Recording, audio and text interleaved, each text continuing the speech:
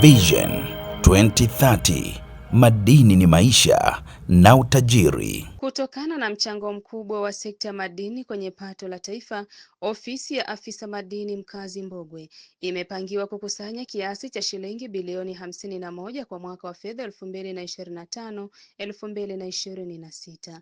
Afisa madini mkazi Mbogwe, Mheshimiwa Jeremia Hango amesema mpango huo umeendelea kutekelezwa vizuri ambapo kwa kipindi cha mwezi Julai 2025 hadi Novemba 2025, ofisi ya madini Mbogwe imekusanya shilingi bilioni 21.48 sawa na asilimia 41.14. Mheshimiwa Hango amebainisha mikakati walioweka kufikia lengo la makusanyo ni serikali kupitia shirika la madini la taifa STAMICO imekuwa ikisambaza mitambo ya utafiti drilling rigs ili kuwawezesha wachimbaji wadogo. Amesema kwa mkoa wa Geita imefanikiwa kupata rig moja ili kusaidia wachimbaji wadogo kupata taarifa sahihi za kijiolojia badala ya kuchimba kwa kubahatisha.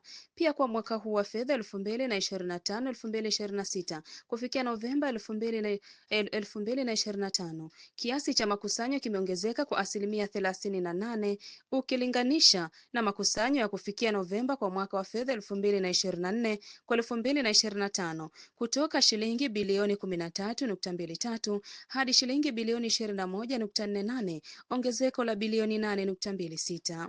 Aidha, tangu kuanzishwa kwa mkoa wa kimadini Mbogwe, zaidi ya leseni 1000 zimetolewa kwa makundi maalum ikiwemo vikundi vya vijana, vikundi vya wanawake na kwa makundi ya watu wenye ulemavu. Mohab TV, Mbogwe.